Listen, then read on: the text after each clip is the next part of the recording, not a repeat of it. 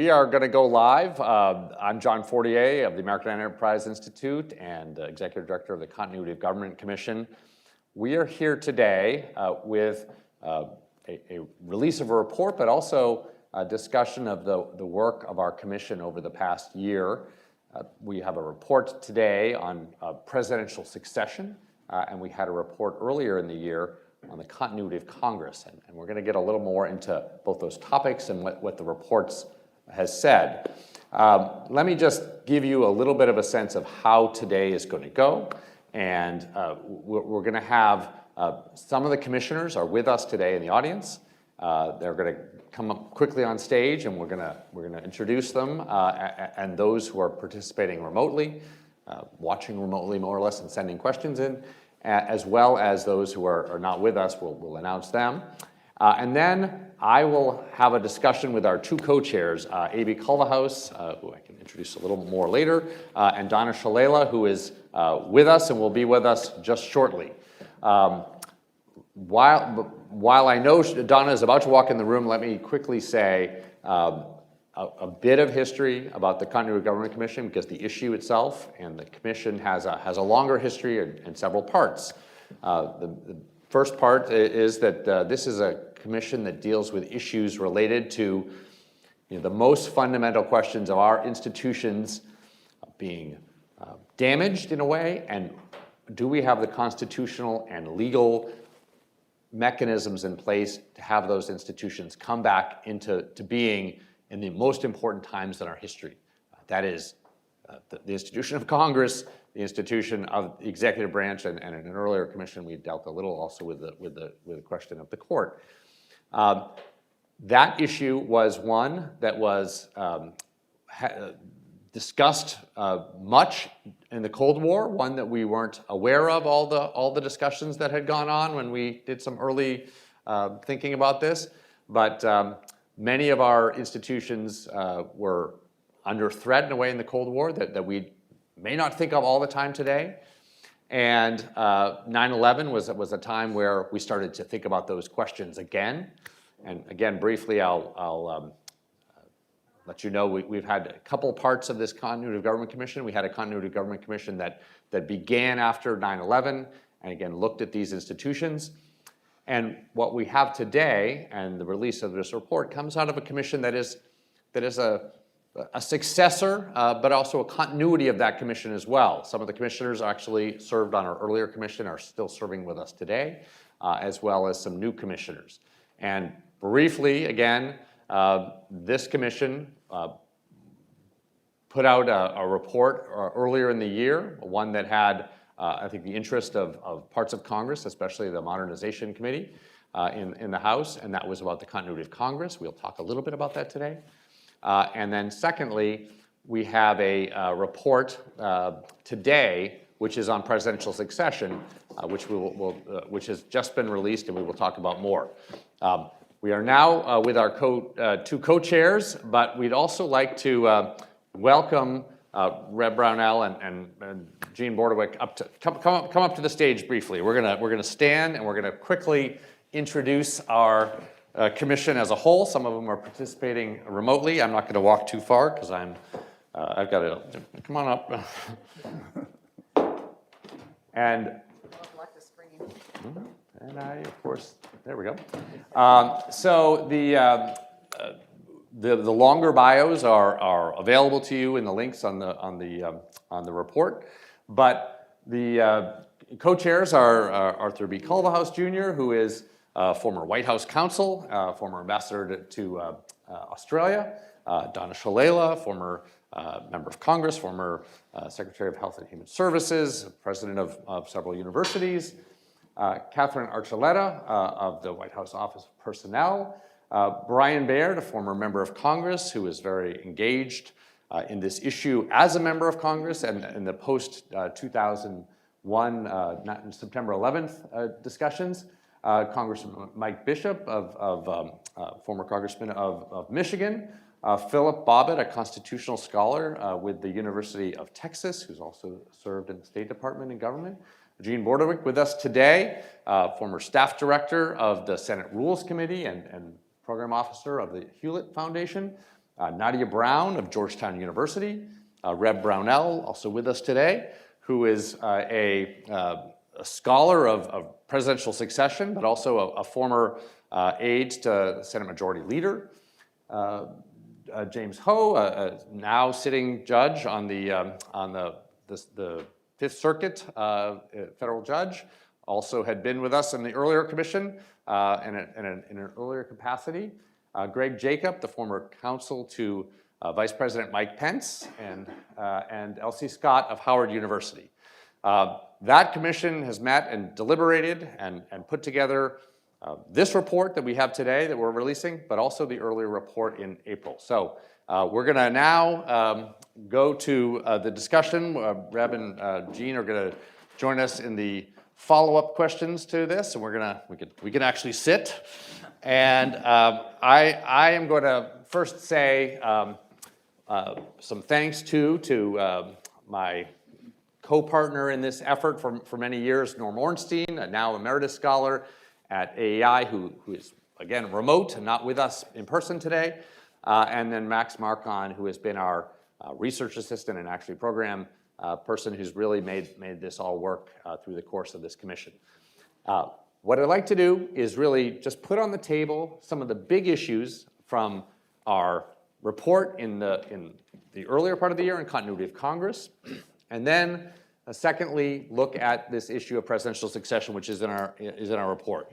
We have many recommendations, but I think in each of the two reports, there is a core recommendation that is sort of the heart of what is at things. So we'll spend more time focusing on that, but we may spend some other time on some of the other recommendations as well. Again, then we'll hear some questions and comments from the other commissioners, and then from the audience and people who might send in questions as well. I know that if you are watching on the live stream and you want to send in a question, you can email max.marcon, M-A-R-K-O-N, at AEI.org. And we are likely to have a hashtag at Twitter, and I'm going to go with AEI continuity of government, and somebody will correct me if I'm wrong, but that's where you can submit questions if you are watching on the live stream. Okay, so let's begin with the earlier work that we did earlier this year, and which Congress really has been wrestling with almost since the end of World War II, since the beginning of the Cold War. We have a problem. What would happen if we had some sort of catastrophic attack, whether it was 9/11 or a massive pandemic or some sort of act of God which caused many deaths in the House of Representatives? What is the problem with that issue? Why would we worry about that issue particularly? Do you want to start, AB? Surely. Thanks, John. And while I'm on thanks, let me thank my co-chair, Donna Shalala, our colleagues on the commission, and the staff of AEI. It was an honor and a privilege to work with them.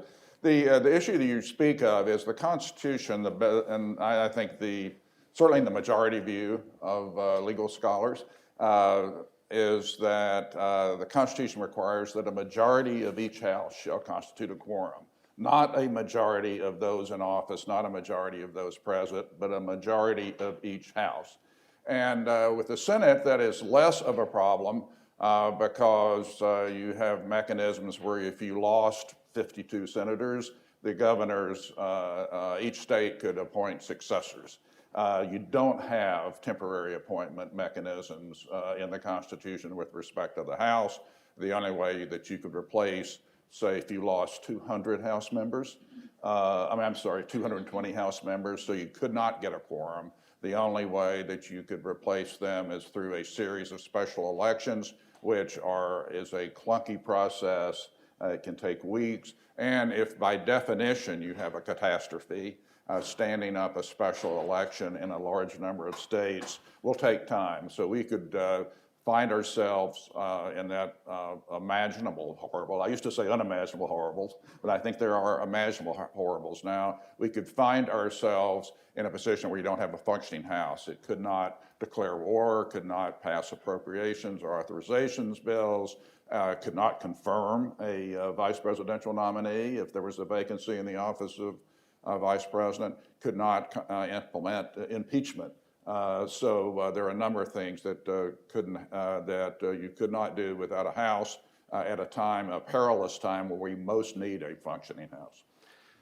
I'm going to turn to Donna, but let me quickly mention also that this issue has really been taken up by the Committee on Modernization in the House of Representatives, which is a committee that really looked at a number of issues related to the health and functioning of the House of Representatives, and this one maybe being the most existential, and ultimately made a recommendation, because this recommendation is going to require House, Senate action. We'll get to our solution in a bit, but that more buy-in. They've done some interesting work looking at this, but more buy-in from the Senate and other actors is needed, and they've called for that, and it's something that we were very, very glad to see.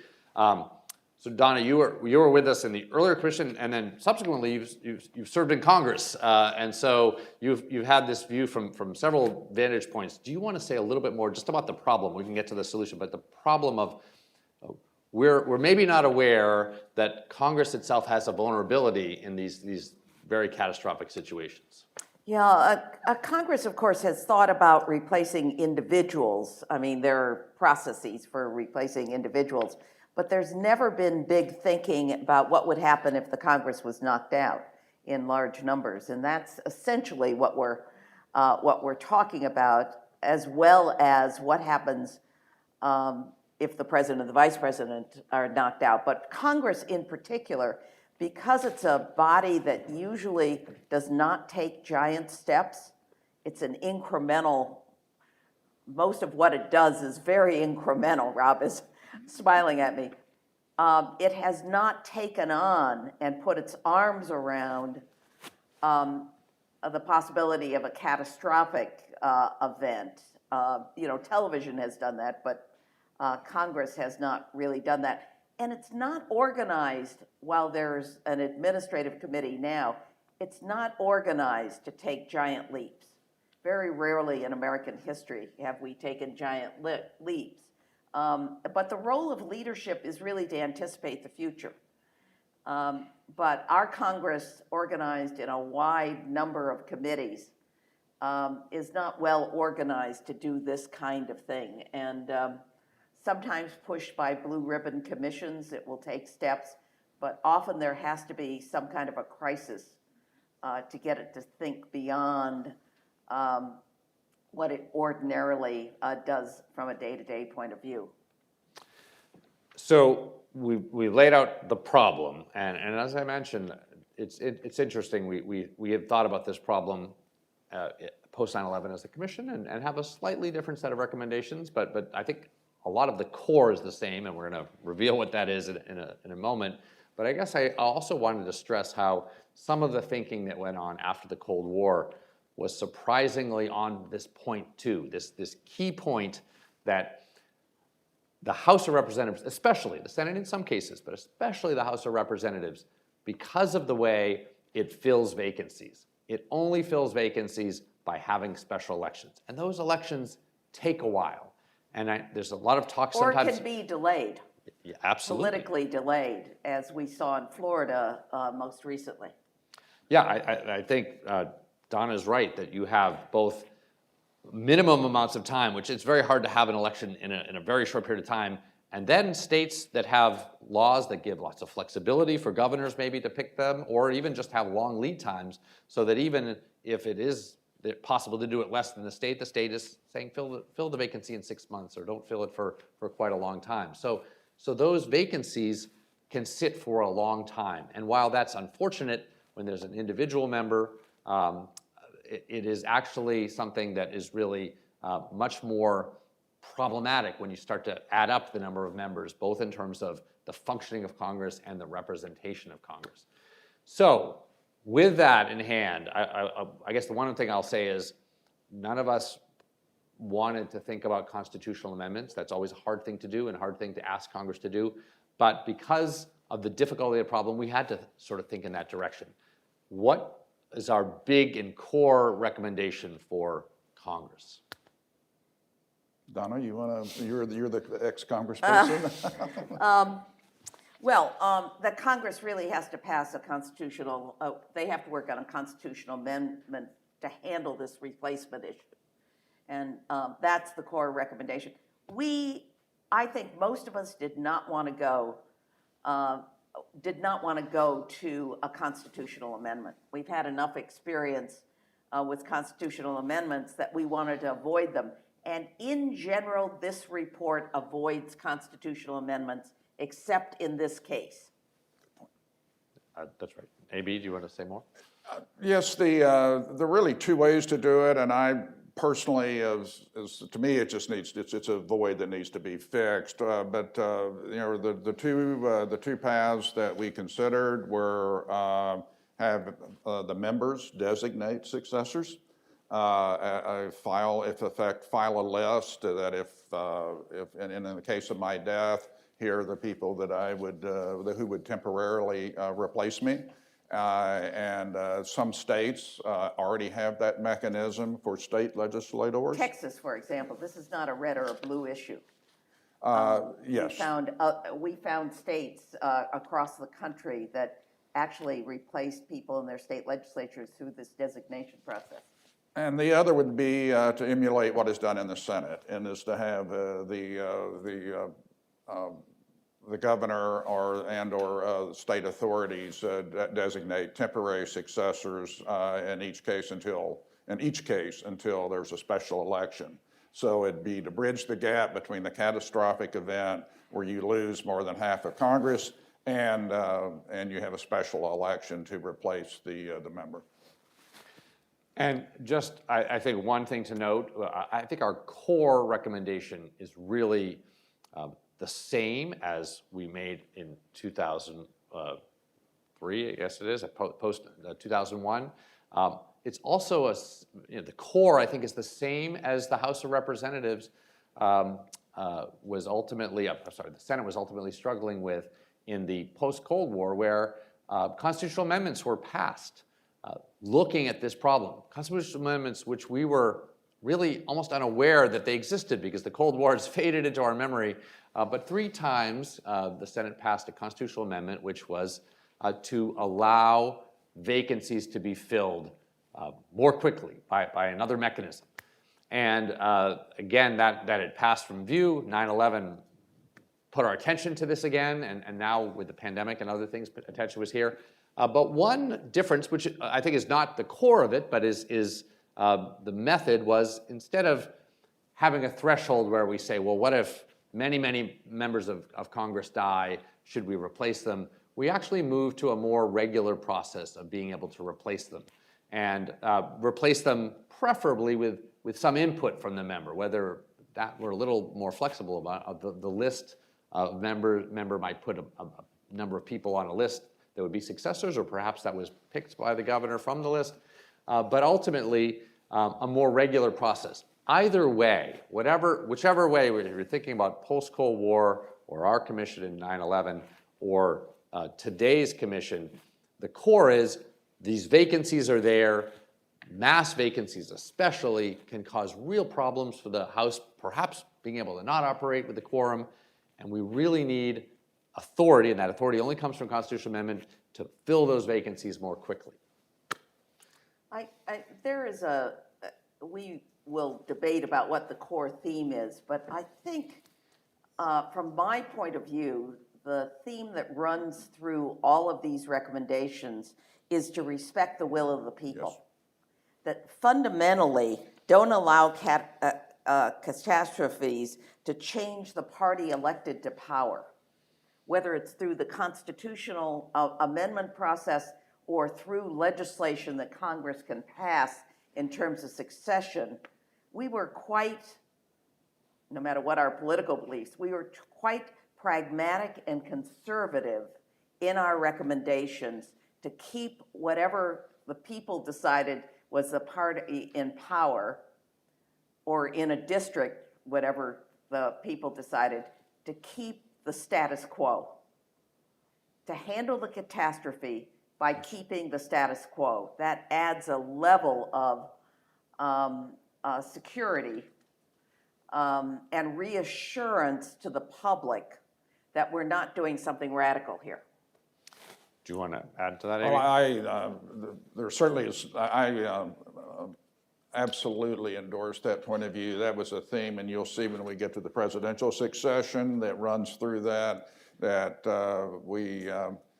the most recent manifestation of the will of the electorate should be respected even in these catastrophic events, and that whether it's the House or the Senate or the White House, that the will of the people should be reflected in the successors, even in a catastrophic event. And I guess I would just add to that some, when thinking about this problem, and maybe they're thinking about it abstractly, think, well, maybe the House could get along with having 20% of its membership not there, or maybe, and we think this is probably pretty constitutionally suspect, maybe they get along without 60% of their membership. And we think that's a bad idea, but also I think it's important for people to remember how dramatically a Congress could change because of that. It's not as if this would happen in equal proportions. A close House now, perhaps the only surviving members would be members from the California delegation, overwhelmingly Democratic, would switch back to control by the other party that will have control this time, or obviously would not represent more than just one particular state or one particular region. And so this theme, For one particular point of view. yes. So this theme of trying to, I think, as Donna Shalala put it very well, keep the status quo in terms of party, yes, but also in terms of region and the fact that every part of the country is represented. This is the point of the House of Representatives, is that every district has a representative. And for times of great trouble, but also times where maybe the numbers don't rise to a majority, but they're still significant and would really distort the Congress, the ability to replace them with like-minded people from the same places and have everyone represented is the core of getting government back to where it needs to be to make these important decisions. We have other recommendations about the earlier report. I think they're worth reading, but I think I'd like to move on to the current report. And I think the way you've laid out this theme is really appropriate here. But we have a core recommendation here. We have some other secondary interesting recommendations, but our core recommendation is to change the Presidential Succession Act. This is, just to be clear, can be done by legislation. It does not require a constitutional amendment, at least in the core way that we're talking about. What are some of the problems with the current line of succession, which, if you recall, has, after the president and the vice president, the Speaker of the House, the Senate President pro tem, and then the cabinet members listed in the order of the heads of the departments were created. What are some of the issues that come up with our current line of succession that we were trying to get at some solutions to? Well, first of all, it's the line of succession doesn't fit with the overall theme of respecting the voters and not changing political parties. So one of the recommendations is that we remove the congressional leaders from the line of succession, because that could reverse the will of the people in selecting the president and the vice president. Well said, Donna.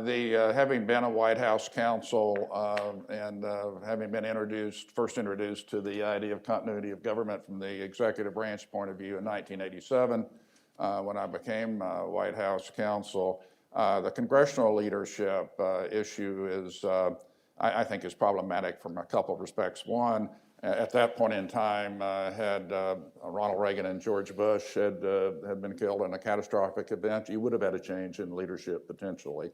Secondly, and again, I found when I was White House counsel, there are at least 1,000 law professors who would disagree with anything I said. But there is a strong argument that the Constitution requires that successors in a piece of legislation or a statute like the Presidential Succession Act, that the Speaker and the President pro tem are not officers as described in the Constitution, so you could have litigation.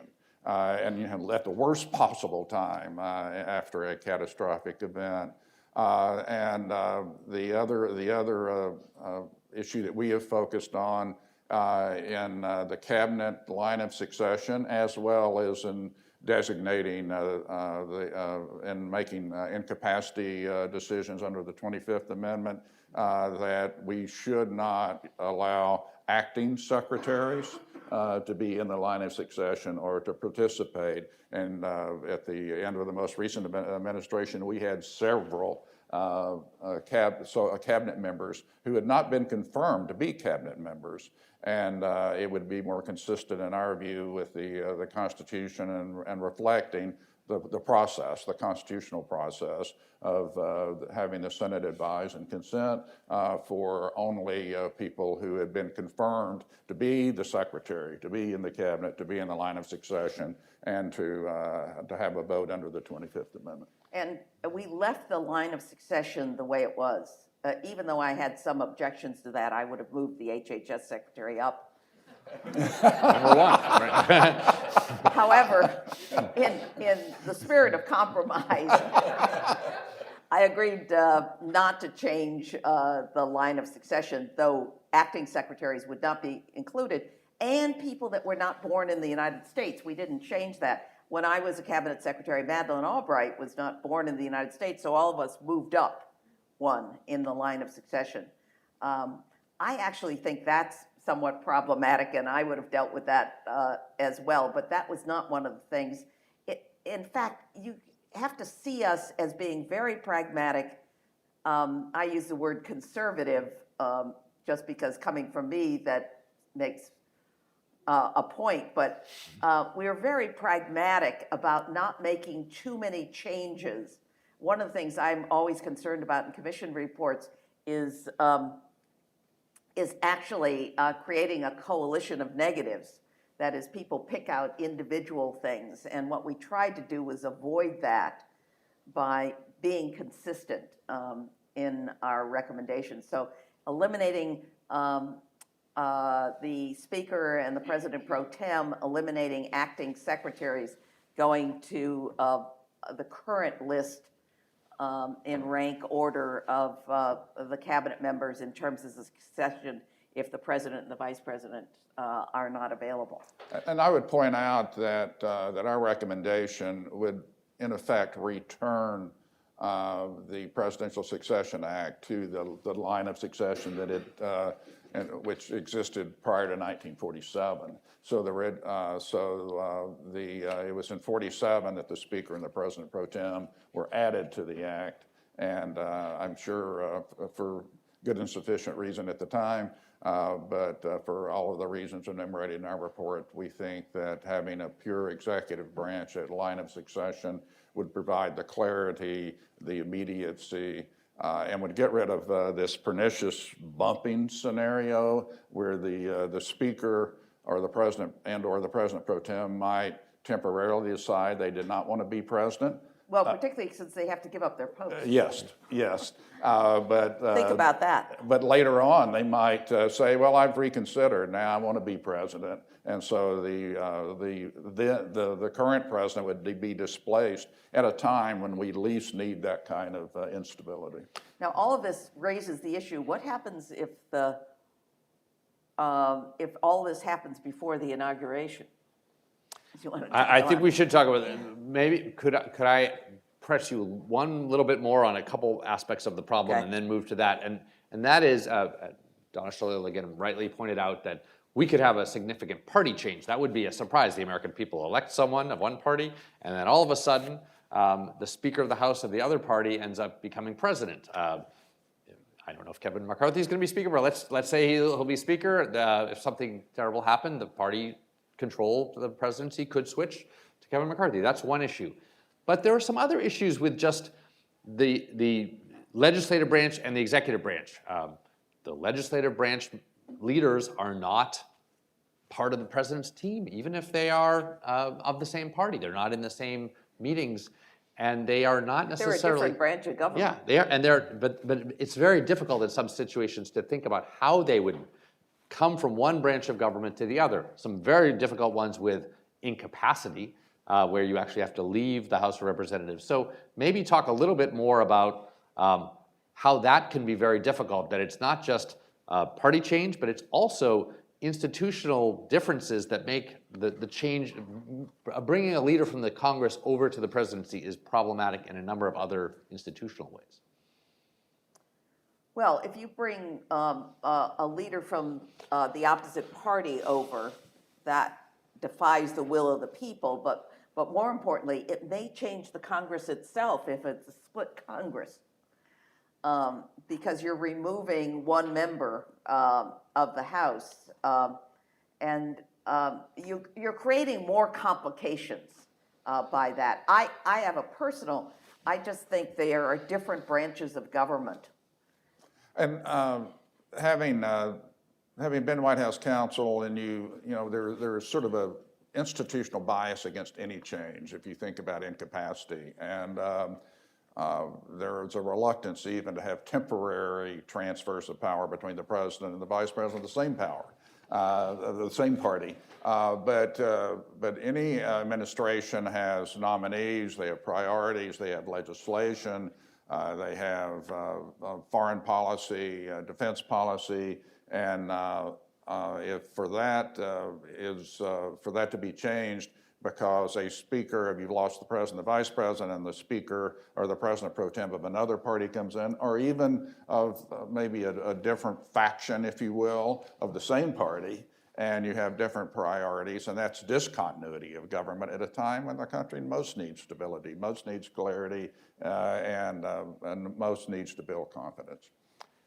And I guess I will add one story, and this was before AB joined the Reagan White House, but of course when Reagan was shot early in his term, there's a time of much turmoil. The Vice President Bush was alive, but he was on a plane originally which didn't have secure communications, so it was sort of out of pocket. And there was the famous comment from Secretary of State Haig, who said, "I'm in charge here in the White House." Now, I don't want to necessarily defend everything he said. People made fun of him for that, but I think there was a certain way in which there was a problem people didn't realize. People said, well, of course, the next person in line is the Speaker of the House. Well, Tip O'Neill of the other party, was he going to resign from Congress and leave the House and come over to be president for a time until Vice President Bush landed on a plane and got on secure communication? I mean, there was an obvious reason why it was very difficult for the Speaker of the House to step in, whereas a cabinet member could easily, at least constitutionally, and if the law were set, could step in, if that were the case, be there for a brief amount of time, and step back out. And so we have some other recommendations about incapacity, but illustrates, again, the interbranch problem of how Congress coming into the executive can really slow things down or maybe even make things more messy. But just think about the assassination of John Kennedy and how Lyndon Johnson had to reassure the country. Because one of the things in the back of our mind is reassuring the country that there's not dramatic change here, that their will has been observed. So a lot of it, you've got to see what we were doing, that we're making changes that help to solve the issue, but with a mindset that we're reassuring the country that there's stability here. Now, knowing what I know about Tip O'Neill, he would have already figured out that he didn't have to be an elected member to be Speaker, and he would have cut a deal to go back and be Speaker without being a member. I'm just adding that. Yes. As a Massachusetts native and a graduate work at Boston College, I appreciate that comment. Yes, I think you're right. So Donna Shalala raised the issue of one of our other recommendations because our core recommendation is about the line of succession in the broad sense, but there are specific scenarios that we point to, the acting secretary scenario. But you raised the question of what happens to presidential succession if something terrible happens in the lead up to Inauguration Day, between Election Day and Inauguration Day. And maybe again, there are multiple problems here. It's a very confusing set of scenarios, but if either of you want to just lay out some of the problems that could occur if especially the president and vice president, winning presidential and vice presidential candidates were to die in one of these many periods in that longer period. Maybe. You want to talk about that? Sure. I think the overarching point that should be made is that the Congress has the power to address this problem.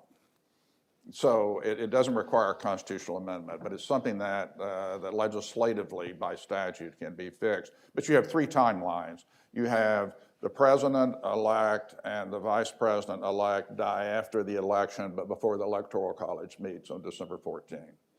Second is the president-elect, vice president-elect die after the Electoral College is met and decided who won each state. Now, to be fair, a minority of our commissioners would go the constitutional amendment route and allow the parties to in effect, convene the winning party, the prevailing party in Congress to elect a new president and a new vice president. But our deference is to that the majority leader of the winning party would step up in that case. And I think just to backstop AB's That's point. either the minority or the majority leader of the winning party for the yes, presidency. Yes. Just to back that up, first on the constitutional point, we know that many things can be done in presidential succession by statute, and we were happy in a way to make a general recommendation that relies on more general language of the Constitution. There happens to also be, in the 20th Amendment, more specific and broader authority for Congress to write a law under the 20th Amendment for the scenarios that we're talking about, the death of the president, and presidential and vice presidential winning candidates. And so for that reason, in this area, the law that we're proposing can go places that the traditional line of succession can't. The traditional line of succession is basically a list of people, and it's bounded by these words like officer. Who are the officers? They're at least executive branch and maybe and judicial, but maybe also congressional, but they're not anybody. The language in the 20th Amendment really is much broader and allowed us to say, what kind of process do we want for filling the seats, filling the presidency in this case? And AB and Donna mentioned one of the two options. The commission came around to two different options, both of which think party is really important. We want the party that won the presidency to keep the presidency. And so one option is either the speaker, if it's the same party as the president, like it is today, or the minority leader, if that's the same party as the president. That person would be in the next line of succession. That's one option. Another option that the commission wanted to present, following the same theme of party continuity, is that, again, this 20th Amendment allows there to be a process. And what the process they would call to Congress's attention is that maybe the caucus of all the members of the president's party, the House and Senate members, could get together and then elect someone. So either the existing leader or someone elected by all of these members of the House and Senate of the same party would elect the president. Again, either way, you end up with a president of the same party essentially picked by the House, or in the second case, the House and Senate members of the president's party.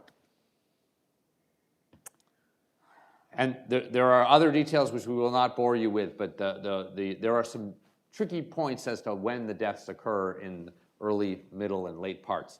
But they're actually solved pretty well by law and by some of the thinking that the commission did. And I think this is not our core recommendation, but a very innovative set of solutions that we hadn't really wrestled with in earlier times. And I think it's something that Congress should really think about. There's a way of making sure that presidency stays with the party that won in some creative ways that don't involve constitutional amendment.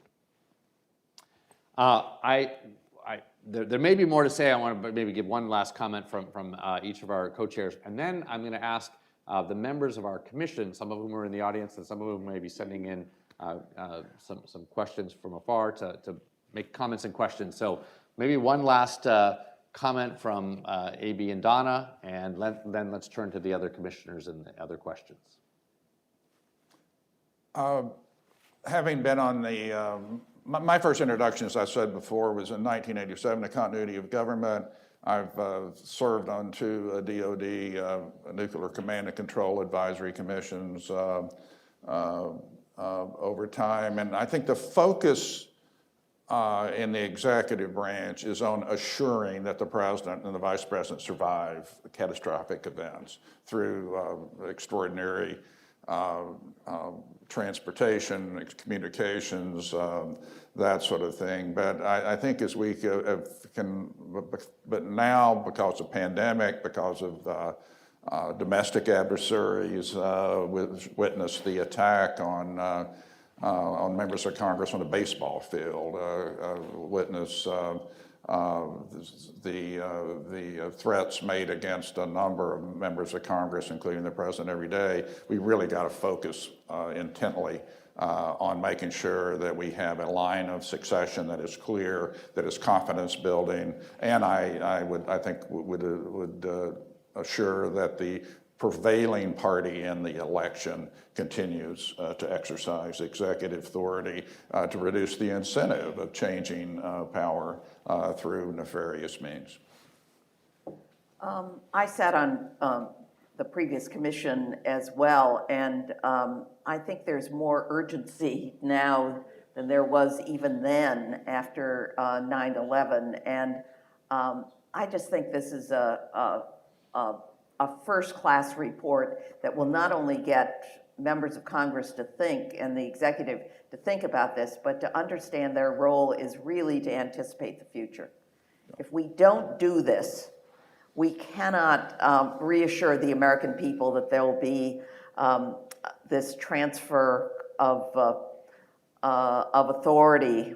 I don't want to say a transfer of power because that's another issue, but a transfer authority that's smooth, that respects their wishes.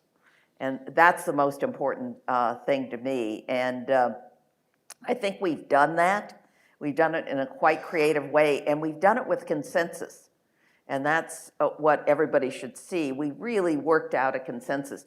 We really talked for a long time. I am not an expert in the US Constitution, but I learned a lot in the process because there were people around the table that were experts, and we brought in experts at the same time.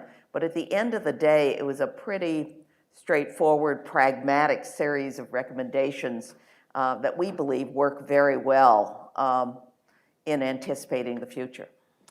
Great. So I'm going to ask some of our other commissioners to make some comments and questions. Let me just note three forward-looking things. In addition to the release of the report today and the earlier report, we also will be releasing a letter from some constitutional scholars regarding this issue of the quorum in the House of Representatives. It's important, and there's some argument about it, but I think you'll see that there's I think a really solid group of constitutional scholars who really think that quorum is a serious point to be reckoned with, as our commission does. Second, we know that the Committee on Modernization has recommended more work in this area, and we are hopeful that we can go forward and do more work here, whether it's with the House, with the Senate, and the upcoming Congress.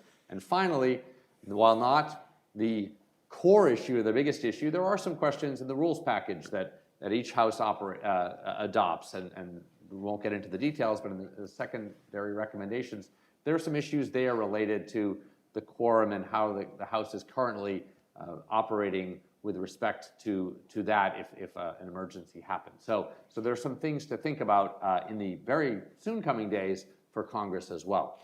So I'm going to invite Jean Bordewick, maybe Jean, if you could go to you first, and then Reb, if you have a question or comment that you want to raise here. And Mike, we have a mic.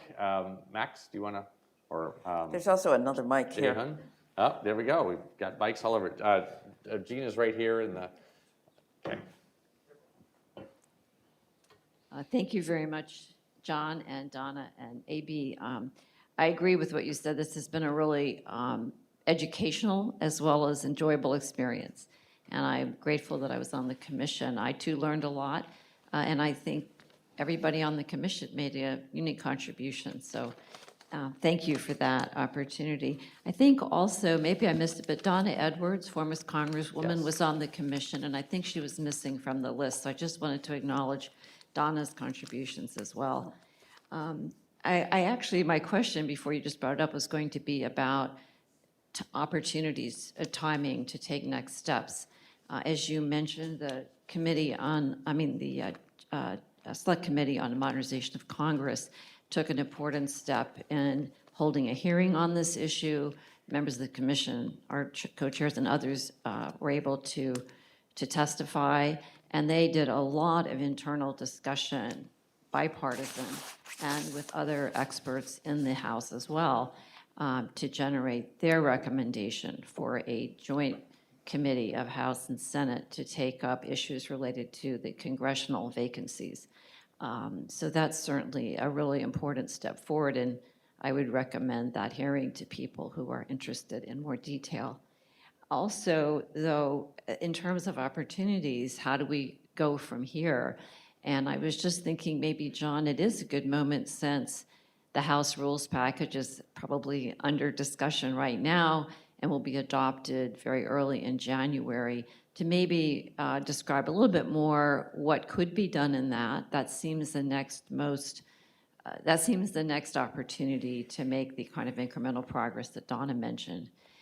And then I would just say, I hope those in this room and watching online would think about what their own organizations or individuals might do.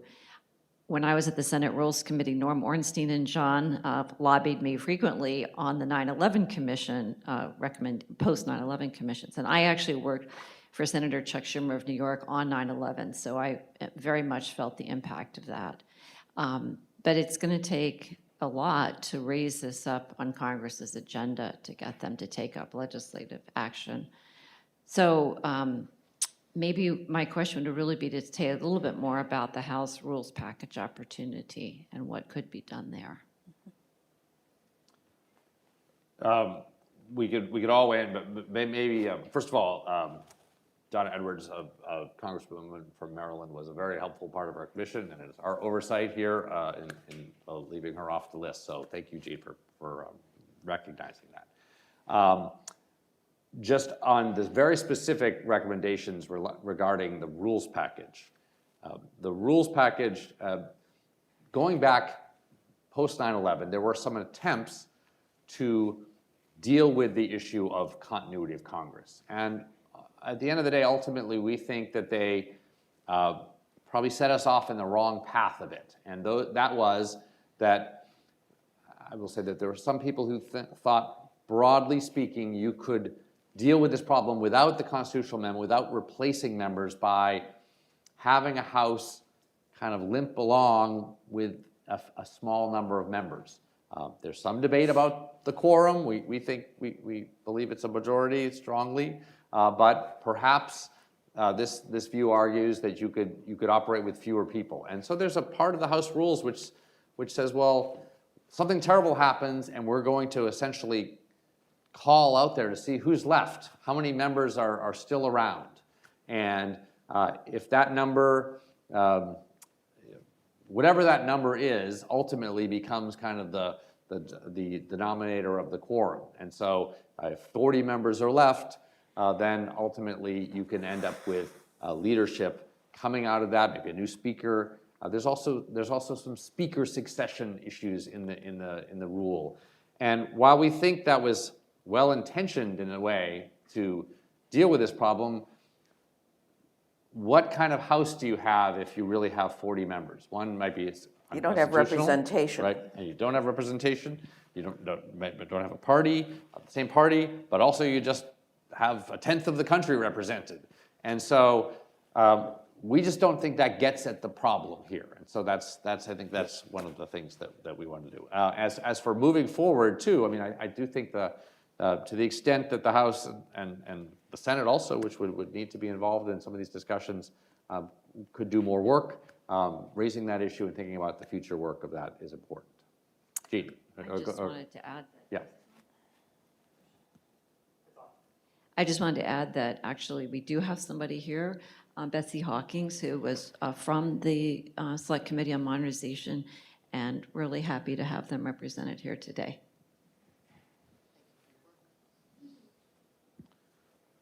Rob? Yeah, Reb. Reb Brownell.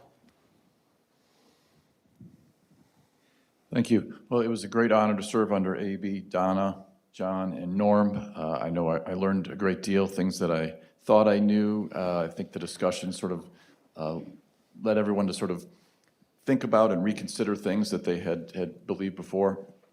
And I think that there's a great complementary nature between both the congressional side and the presidential side in a number of ways. But one respect is that I don't know if we've talked about, which is the concern that you could have a very, very small number of House members in a catastrophe that could choose a speaker who would then become acting president unless the statute was changed. So you could have, maybe just a few dozen House members who, again, wouldn't necessarily represent the will of the voters, who could be choosing the next acting president if, in fact, the speaker remains in the line of succession.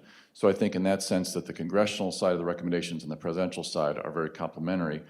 And I think the principles that both Don and AB talked about also reflect the views of one of our colleagues, Brian Baird, who talked about not only the importance of continuity of government, but continuity of representation to ensure that some foreign enemy or internal enemy doesn't, through some nefarious act, overturn the will of the people in the most recent election. I think that's an important principle that Brian articulated regularly in our deliberations, and I think helped inform the final product.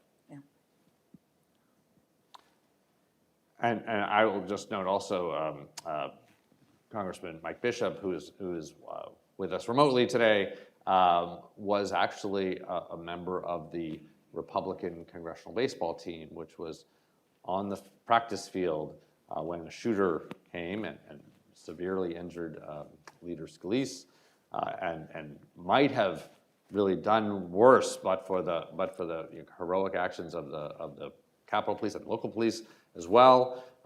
That's an instance, you say, one party is there, and the possible change of somebody targeting one side or the other, or just happenstance one side or the other, and big changes in representation. So I think it's a very important point. Okay, so do we have questions from the other commissioners? Some of them may add them as well. Okay, we're going to open to audience questions. And wait for the mic. We'll go here, and just if you could identify yourself, and as they always say, ask a question. Hi, I'm Evan, a data analyst from the RNC, and I just had a question about, did the commission address any issues of, like talking about vacancies in the House specifically?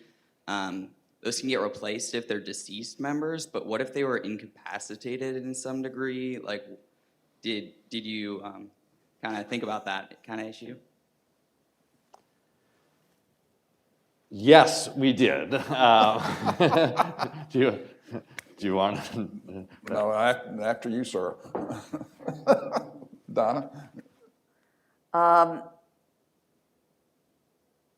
You mean the transition, the short-term transition? The question is, it's true that the issue of the quorum is affected by deaths in the House. And we tend to think, well, the Senate doesn't have this problem as much because, as maybe Donna rightly stated, the governors today can replace senators in most of the states, not all, but almost all the states. And so if something terrible happened in terms of lots of deaths, the Senate would be back in business very quickly. It would be different people, and of course there would be some change, but it would be able to operate.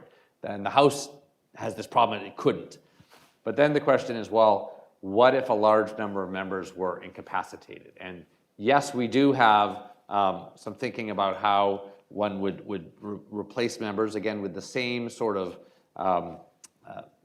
thinking about that the members of the party would have some say. And we have a little bit of variation as to exactly how they'd have some say, whether it's a list or picking from a list, but that would be the principle that would govern a temporary replacement, be able to step in and make sure that there would be a quorum in both the House and the Senate. It's true, it applies in the House also, but it also brings the Senate in a way that people don't think of as much, that a lot of incapacitated senators could incapacitate the Senate if something like that happened, whereas the House is more obvious in the case of death.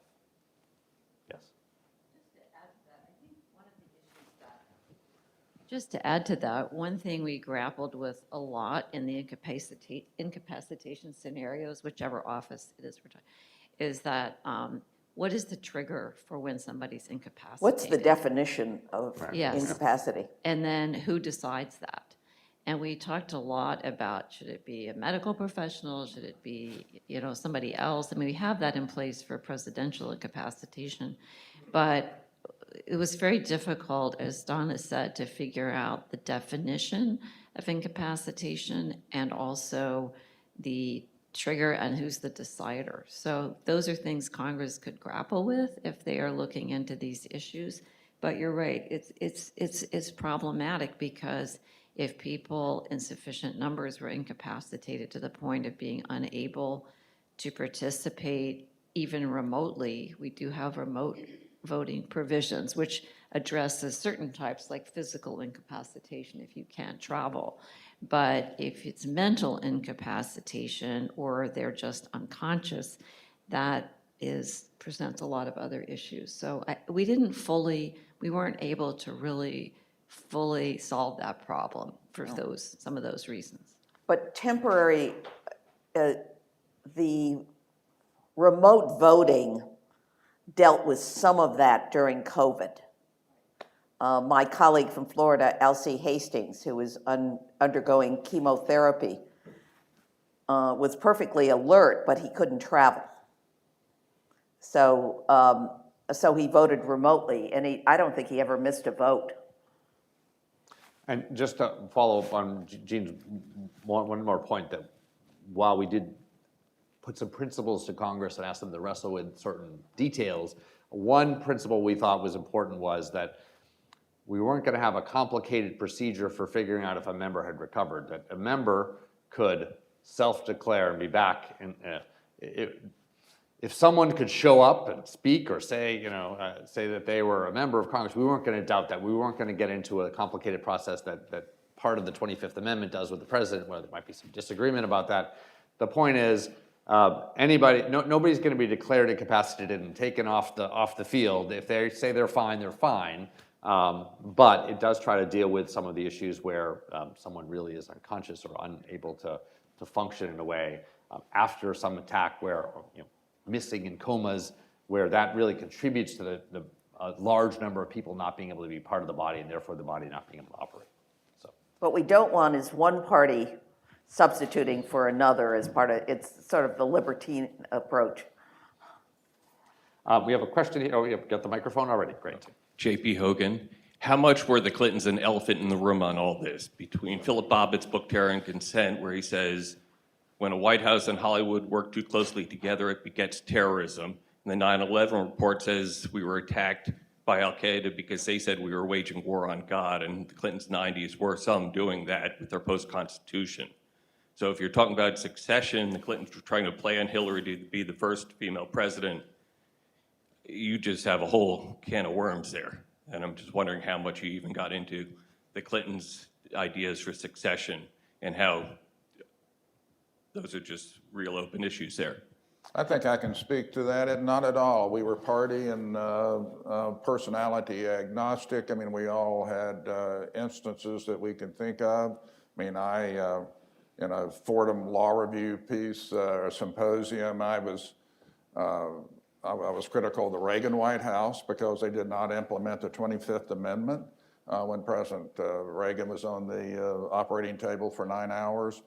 We all had examples where things could have and should have been done differently, but what we were looking at was going forward and making sure that at all times we had a president, at all times we had a functioning Congress, and at all times we had someone who could implement and exercise the formidable power of commander-in-chief and protect this nation. And again, I said increasingly these were unimaginable horribles that people can look at and see that whether it's through pandemic, whether it's through domestic terrorism, whether it's through a dirty bomb, or whether it's through the bolt out of the blue from the old Soviet Union that we worried about in the Reagan White House, which now, with Mr. Putin rattling the nuclear saber once again, we should worry about. But what the American people deserve and expect is that at all times we have a functioning president, and that we have a functioning Congress, and that in both cases it reflects the will of the people in the most recent election. Okay, got a question right here. So as you mentioned, this is not the first time we've tried to address these issues at the Commission after 9/11 and the Cold War efforts. Why does this keep falling short, and what needs to change for these recommendations to actually become law?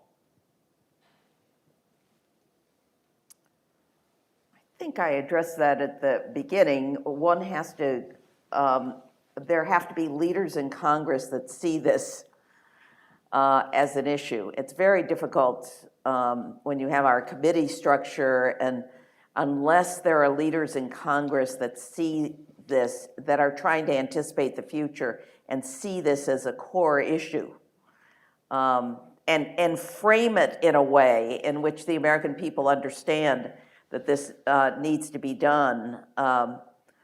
And part of our responsibility is to make sure it's on the agenda of Congress and of the presidency. I would, and of the presidency, that's very important. I don't think that continuity has been an executive branch priority, and I came to Washington in 1973 to stay 18 months. I've been here ever since, and I cannot think of any case where there is demand from the executive branch that we address we do some of the House, do the hard work, and some of it costs money. But I think it needs leadership in both the Congress and the executive branch, because that'll make us more secure, and that'll make the American people more secure. And both Congress and the presidency have a constitutional obligation in that regard. So we need both to step up, in my view.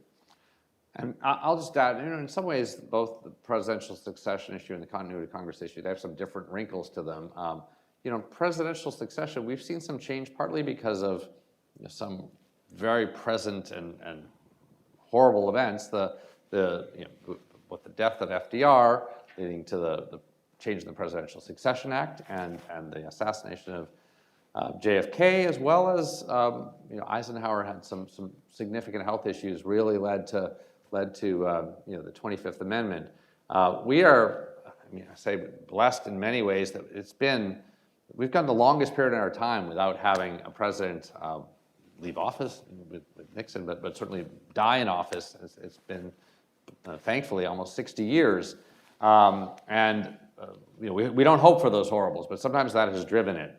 On the continuity of Congress side, I think some people say, well, people have trouble thinking about their own demise and writing a will. I think there's something to that people don't want to think about the institution will exist without me, or something's going to happen. I don't want to think about it.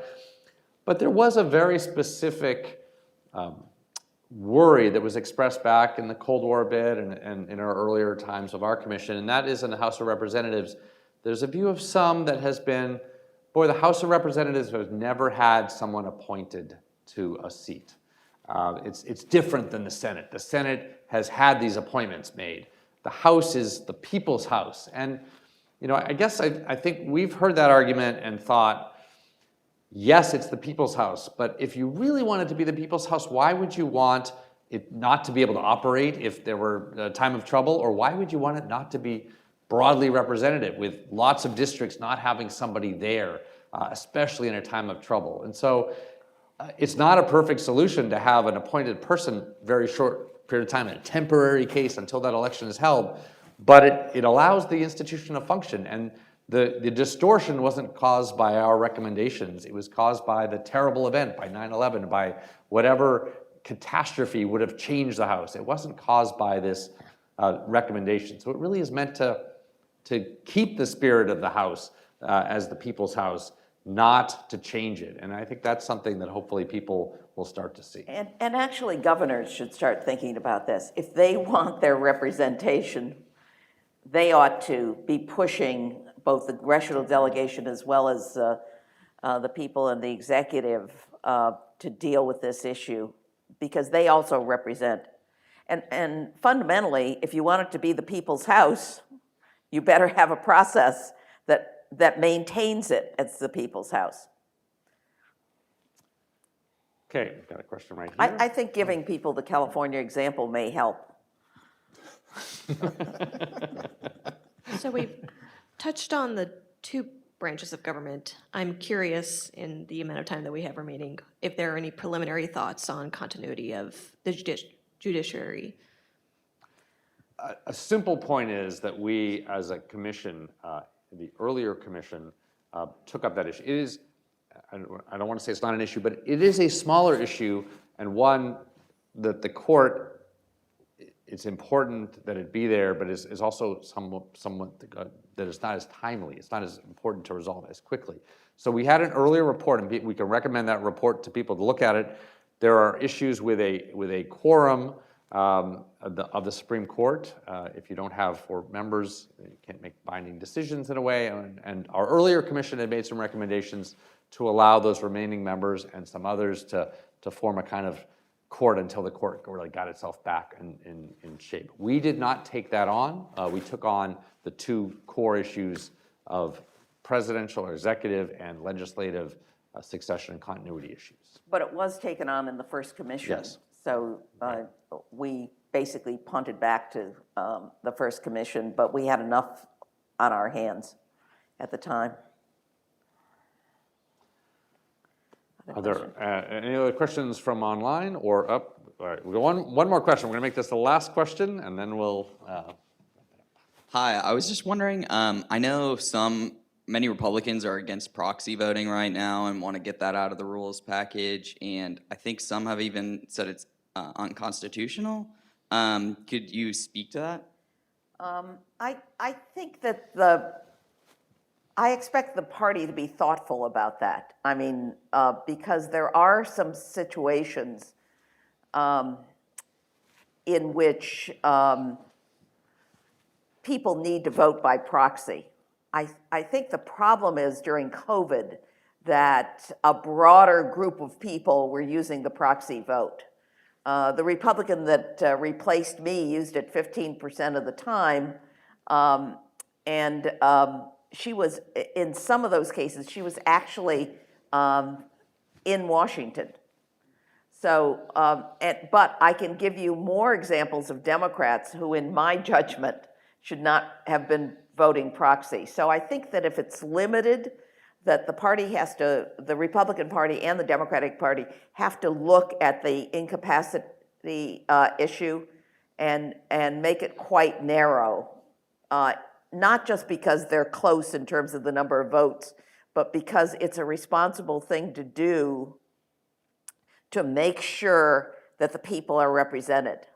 So I think there's a way to do this, and my hope is that they'll narrow it down. That's my own personal view of proxy voting as someone who showed up every time, that never missed a vote, but saw colleagues on both sides that didn't particularly do that. So my hope is that when they actually look at it, that what they do is narrow down how it should be used. During COVID, it was more complicated because people were at home, they weren't at their jobs, childcare was broken down. But now is the opportunity to look at it. But that's a personal view. But I would do it narrower. I agree with Donna. I think it's a facts and circumstances. There's a difference if Washington, heaven forbid, is a radioactive wasteland, right? But you still need a functioning government. And you will need remote voting in those kinds of circumstances. On the other hand, I think it should be a narrow set of circumstances bordering on fiscal impossibility. just to reflect the kind of internal dynamics that, I was on Howard Baker's staff in the 70s, and when you'd sit through the debate, you'd learn a lot, and people would change their minds, and there was much less party line voting, and I think the American people would like to see those kinds of dynamics reflected more, and proxy voting just doesn't permit it. It really doesn't. Great. So I want to give one last opportunity for last quick word from Donna and a last quick word from AB, and then we're going to wrap up and go forward and make sure some of this gets into the right hands and people are moving in the right direction. Well, you can see the range of discussion that we've had. This has been a very thoughtful report. We had a lot of discussion. And to arrive at this kind of consensus and clarity, I think, with the themes that we've talked about, but more than anything else, to protect the will of the American people in the process. And you can see that it's not been, I would not describe it as bipartisan, as nonpartisan, trying to do the right thing, but respecting the party structures in this country. I associate myself with Donna's remarks, and I would encourage everybody in the room to, we need Congress and people currently in office to take up the cudgel and to move forward. But there are things that need to be fixed, and it'll make our country more secure if they are fixed, and that's the point I would make. Thank you, Dr. Shalala. Thank you, A.B. Culverhouse, and thank you to the members of the Continuity of Government Commission.